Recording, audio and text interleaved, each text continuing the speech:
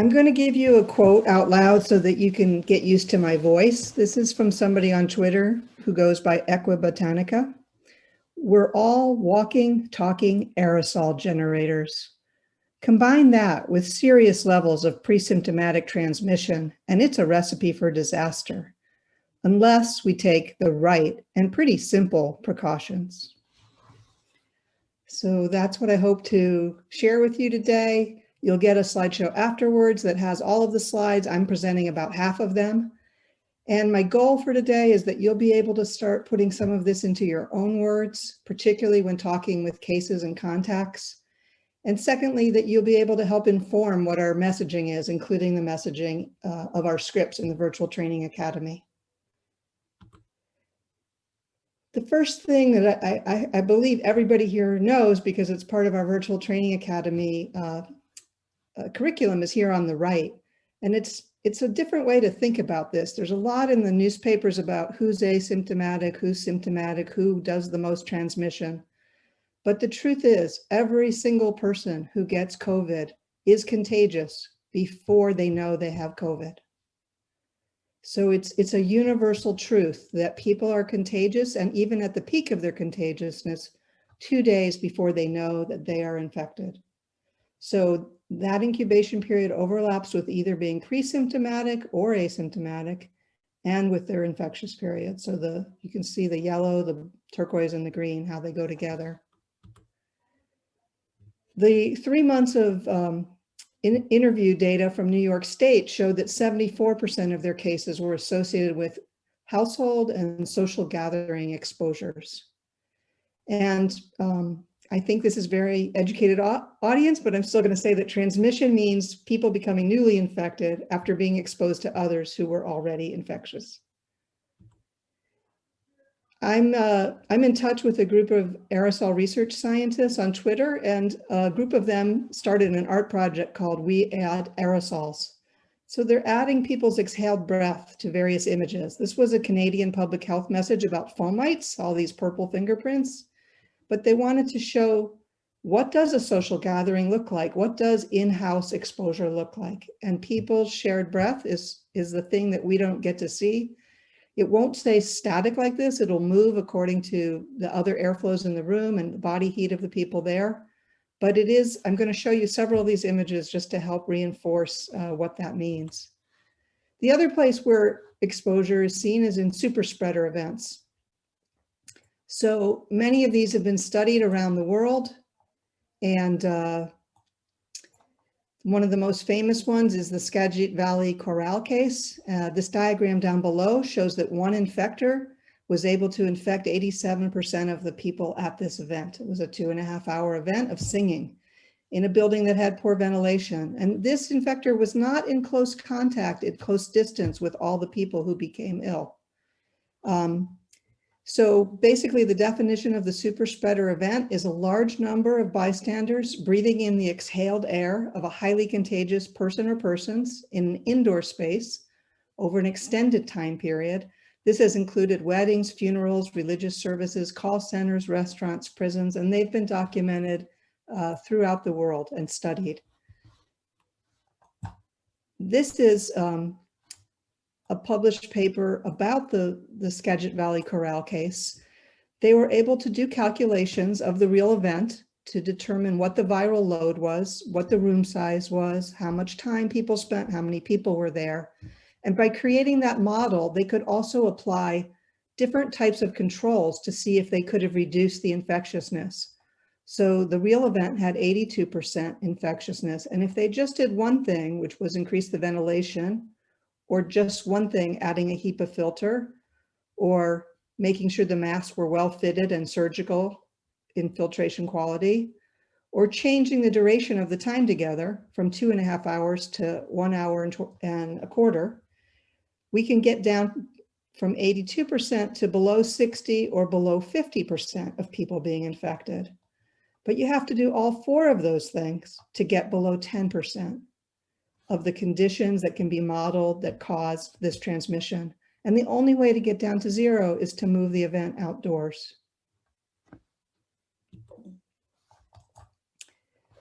Another thing I want to emphasize is that we talk about layered risk reduction because there is no single public health strategy that can control all transmission. Really, we're looking for an additive situation where we put all the strategies we can together to create the maximum protection. So this particular table, it'll be referenced in the slideshow, so you'll get to find it, but the websites I generally give on the slide as well. This has been translated to 70 languages. So it's showing the difference between low occupancy and high occupancy in a room.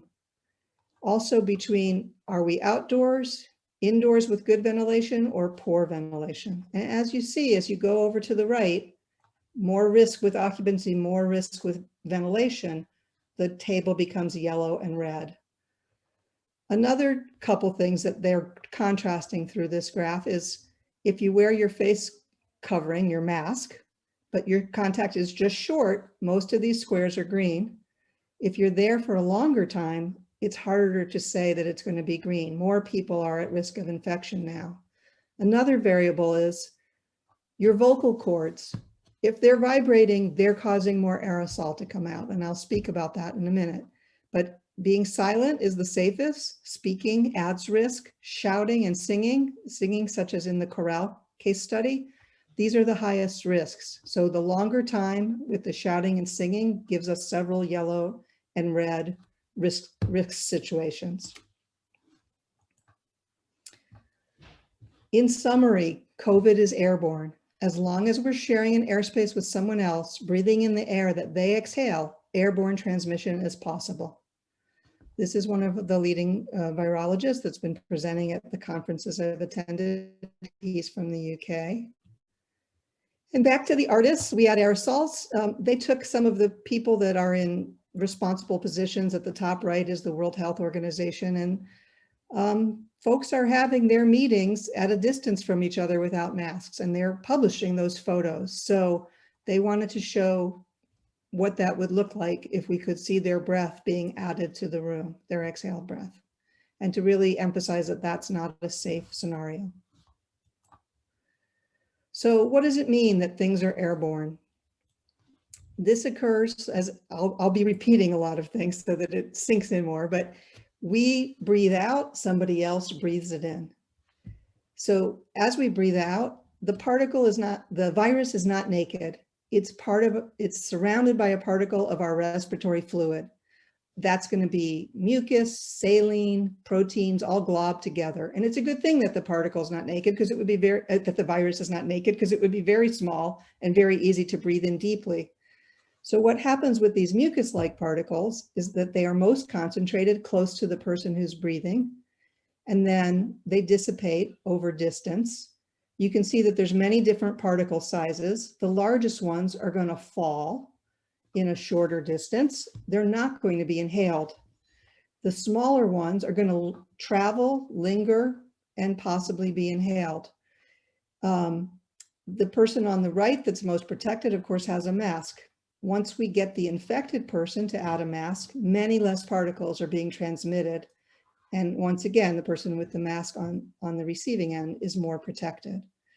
So all of this is to give a reinforcement to what we already know and what we already teach in our academy, is that at close range, when everybody wears masks, keeps socially distant, limits the time spent, and limits the occupancy, we are reducing the risk of breathing in the exhaled breath of other people. And further proof of what the mask accomplishes is in this type of visualization called Schlieren imaging. And we get to see the person's breath here on the left. You can see them just normally breathing, talking. Their breath is going out and dispersing quite a ways from their body. If they have a little cough, a little gulp, a little cough in their elbow, we see more coming away. But just in general, their breathing and their talking is producing a dispersion of aerosol. Here, when they're wearing a mask, we see the heat differential of their body, and that heat is carrying whatever escapes the mask upward and not outward towards the other person. So this is the proof of why we have masks. And of course, I'll talk a little bit about masks, but you want the best that you can get. So right now there's a lot of discussion about filtration quality. And it's great to have the mask that gives you the best filtration that you're comfortable wearing, but what's even equally important is that it fits well. So many healthcare workers have been given surgical masks, and a lot of times there's gaps on the side or at the nose. And this is a device that has been widely adopted now called Fix the Mask. It's a type of brace with a rubber gasket. This company will give you the template to go cut your own rubber brace for free, or you can buy the one they manufacture for $15. So I've heard of different, like particularly outpatient clinic settings where this has made the difference for the people giving primary care. But many of our cases and contacts may also be using this type of mask, and this may be a good solution for them. What I've been using personally, besides surgical mask or double mask, is this particular KF94 masks that are made in Korea that are pleated and have a 94% filtration rate. Lastly, I want to say that face shields can't do the job of stopping exhaled breath. So the artists have again shown how the breath is going to come out from behind that face shield, and it may travel from this person to the next person and get trapped underneath their face shield. It's not going to help the air disperse. So a face shield is good for splatter control. The larger droplets may spray in your eyes, nose, or mouth. We want to prevent that, but you can never rely on a face shield without a mask underneath it, protecting your eyes and nose from breathing in air.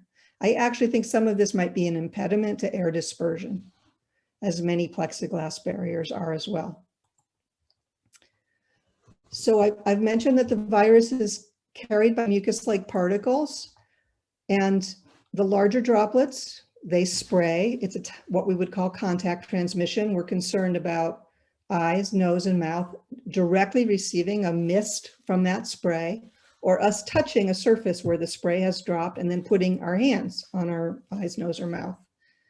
The smaller particles are called aerosol, and the thing is, they're small enough to be inhaled into the respiratory system.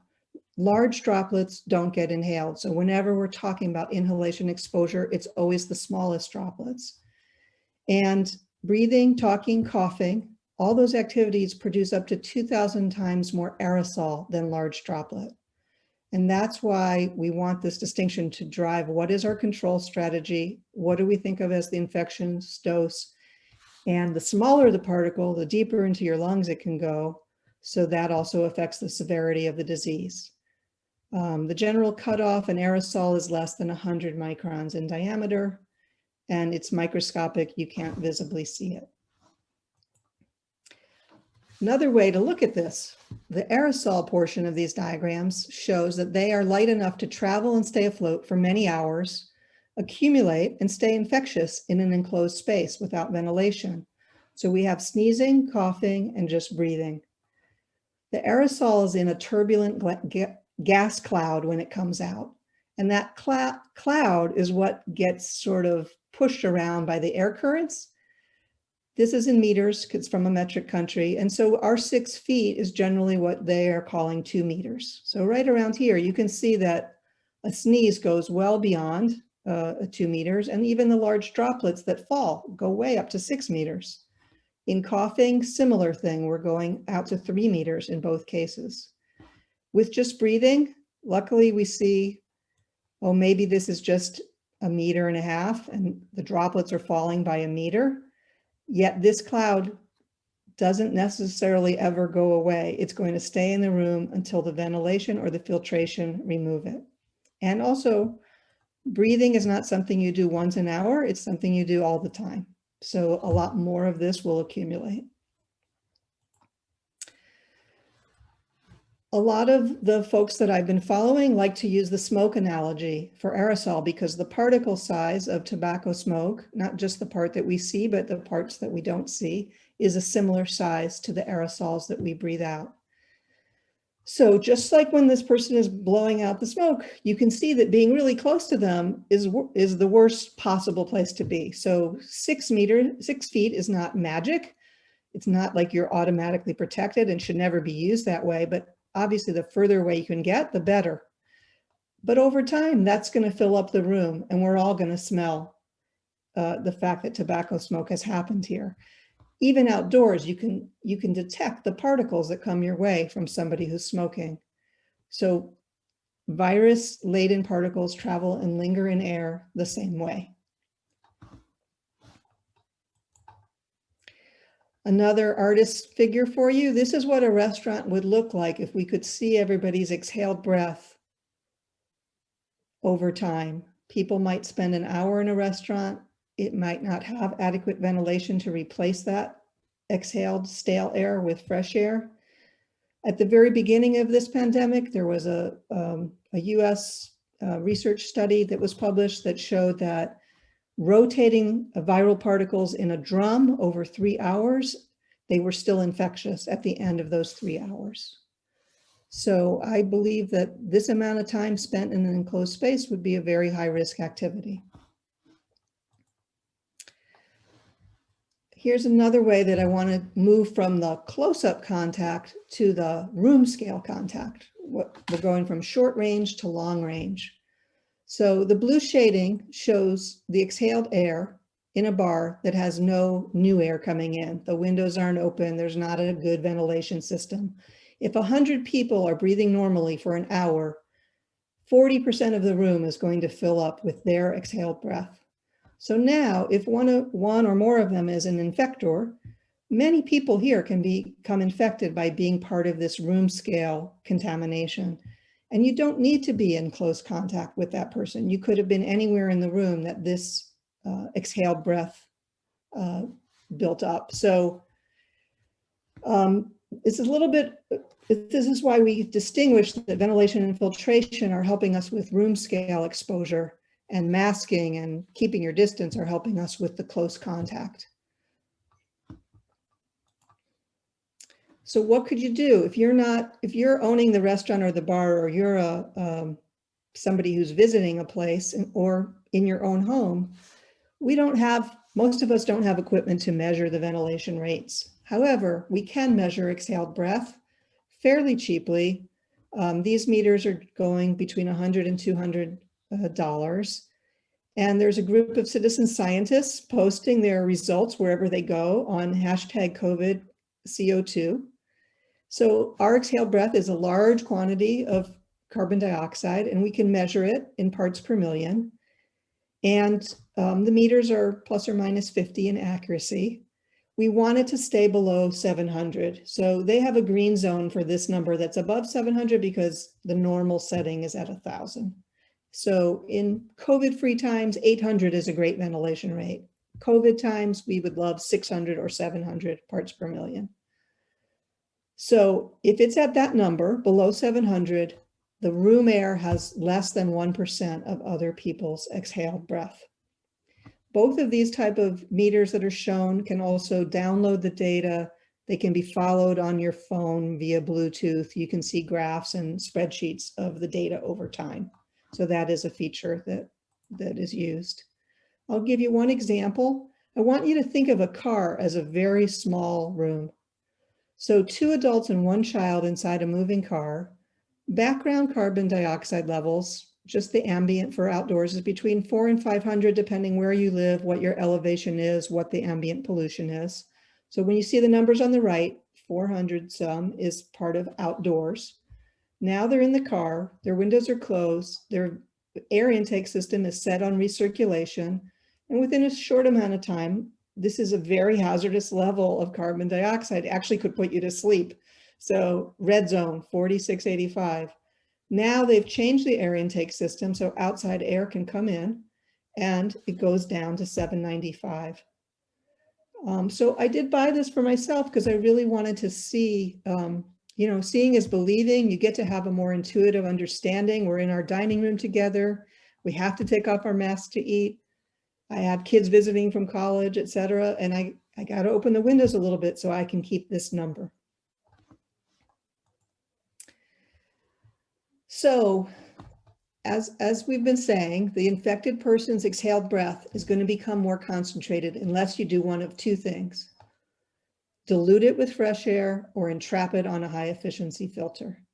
The carbon dioxide, the surrogate measure of that breath, will go down once the windows are opened. The improving the ventilation and or the filtration are as important as wearing a mask because we need to protect at both room scale and in close contact. I'll talk a little bit more about both of those.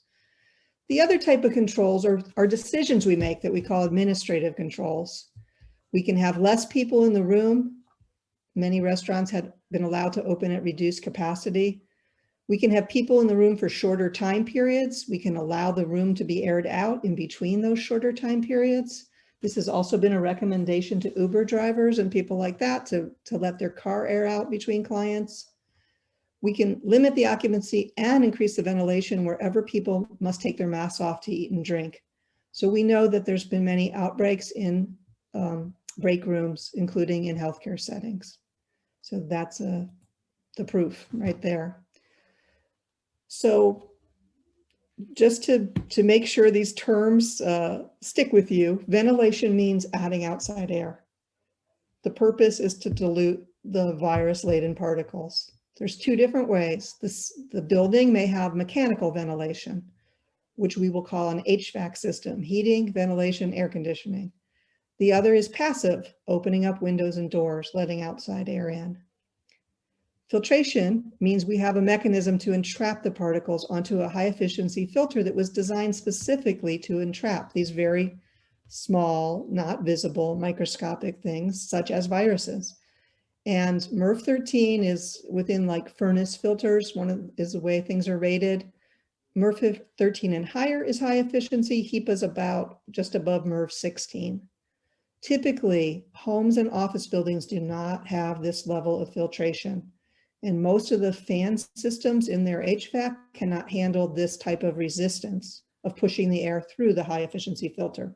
So if we can get some buildings to be upgraded to maybe MERV 11, which will be a great benefit. It will filter out more of the smallest particles. So any upgrade would be very welcome. But when you mess with a building's HVAC system, it definitely needs a professional to know that it can be achieved. But I'm going to spend a little bit more time on the passive ventilation because this is more in keeping with what our cases and contacts go through. So the fresh air can enter in very easily and the exhaled breath can go out very easily. Especially in cold weather, the heated air inside our homes wants to escape to the colder air outside. That's just a principle of physics. The hot will escape to the cold. But at any time of year, a single fan can be used to push the exhaled breath out or conversely to pull fresh air in. And we can create cross ventilation. If there was a window on each side, you can create a wind tunnel where fresh air is brought in and stale air is pushed out. This is illustrated on this covidstraighttalk.org website, which is a really user-friendly for lay people sort of life hacks approach to protecting yourself from COVID. It has a great emphasis on protecting essential workers, so I recommend that site to you. Also want to spend a little bit of time talking about temperature and humidity and how that affects the virus. I'm going to define three terms. Conditioning the air means changing the temperature of the air. A germ-free humidifier has, like this picture over here, has a UV component. So that's disinfecting the water basin, making sure microbes are not growing in it. Relative humidity is the measure of how much water vapor is in the air. By the way, the carbon dioxide meters also measure temperature and relative humidity. And a small device to measure temperature and relative humidity is very cheap to purchase anywhere online and in gardening stores, less than $5. So if your building has the right, if you're in the right climate and with the right building envelope, which is the perimeter, there's not a huge amount of leaks, maintaining 40 to 60% relative humidity reduces airborne transmission. If you're in a much colder climate like Canada, the water may condense from the air at that humidity level and it could lead to mold growth. So in most of our California temperate climates, this will be great. When we're working with people with asthma, we always tell them to start opening the windows at 50% relative humidity because we don't want so much moisture to build up in their homes, create mold, feed pests. But we have a range here from 40 to 60. When I was on the airplane recently measuring CO2, the humidity went down to 12% on an airplane. So even though they're filtering and recirculating filtered air and bringing in some percentage of outside air, it's still a little bit too dry for my comfort. And one of the reasons, one of the reasons that's a problem is that cold, dry air keeps the virus alive. Think of a meat packing plant. Keeping particles moist prevents them from drying out and shrinking in size. The smaller particle could penetrate more deeply into your lungs. It could cause more severe disease. So we want it to be surrounded by all that mucus that it's hanging around with. Humidity on our respiratory linings also helps us counter infection. It helps us fight infection. So if you know that your heating system or your environment or somebody complains to you as a case or contact that they can't run the heat because it dries out their home too much, you could consider recommending a germ-free humidifier. Another thing I really want to talk about, because I've seen this misconception, an air conditioner is not ventilation. So these things that we're familiar with in the United States, a window mount or a standalone air conditioner that's vented to the outside, that's a one-way system. The refrigerant coil inside these devices is pulling warm and moist air out of the room. It's pushing that warmth and moisture to the outside through this duct or out the window, but it's not bringing in any fresh air. So it's only recirculating, it's cooling the air, and more so, it has a fan, so it's blowing recirculated air at you. If we are talking about air conditioning that's part of a building-wide HVAC system, yes, they could bring in outside air, but they typically would not, because it would cost them a lot more money to bring in more heat and more moisture that they would then need to condition and remove the humidity from. Here are two outbreaks that are well known and documented in China where air conditioning was a factor. The restaurant where patient 0 was here, but because all this air was recirculated and blown on other people, many others in the restaurant became infected, and the same thing occurred in this bus ride.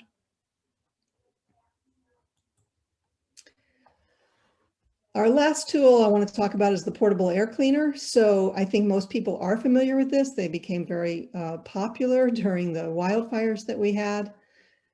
The standalone device has a fan, it draws the room air in, it pushes it through a HEPA filter, and then the filtered air comes back into the room. HEPA means that 99.97% of very small microscopic particles, 0.3 microns and higher, are being filtered out. That clearly works for our virus-laden particles. We also have a third-party agency called AHAM that will verify the rate of cleaning being done for 3 different agents, tobacco smoke, dust, and pollen, and issue a CATR clean air delivery rate. The manufacturers are not required to use the AHAM verified, but of course, to me, it's a much better way to get somebody to buy your air cleaner. And I'll show you what that looks like. These are the certificates that should be on the box of an air cleaner that you purchase. So number 1, you only buy an air cleaner that's for the room size where you plan to use it. This is for a very small room, maybe a bedroom. This might be more for a living room. We want to mostly pay attention to the clean air delivery rate of tobacco smoke because that viral aerosols are in a similar particle size to tobacco smoke. So the highest score for smoke and pollen is 450, and the highest possible for dust is 400. So I never see any equipment that actually gets a perfect score. So I'm looking for equipment that's in the mid 300s, and you can see that neither of these labels get there except for that pollen. So I definitely am not buying this one down below, and I'm probably going to look for something better than the one up above. Lastly, do not get any bells and whistles, no ozone generators. That causes its own health problems. UV light beams are not needed because the filter's already removing the germs. So you're just paying money for something you don't need. And our state Air Resources Board also certifies that air cleaners do not emit ozone. And so you can look at their reference list to know that the air cleaner's been approved for sale in California. So Now, Karen, I'm so yes. sorry to interrupt Are we you, but done? we are getting to the edge of our time here, and I just I want to think we're make sure almost we done. have a few minutes just to kind of bring home Okay. some take-home messages with our group and how to integrate this into our skills labs, or where to insert this or emphasize it in our skills Okay, I'll practice. talk about that. So just so you know, this is one you can build yourself for $50, and it's well referenced here. And this is a little bit, the last slide, okay, is about isolation rooms. So many of the people we talk to are being told to keep themselves separate, but we haven't told them how. And we really, on some level, haven't explained all the airborne of why. And so this list was provided here from a colleague in Canada who was an engineer. And it's about sealing up to make sure that the air is not shared and that the exhaust systems that are available are used and that a humidifier and a space heater are used as needed. He publishes all these diagrams on his website of different configurations for people to use.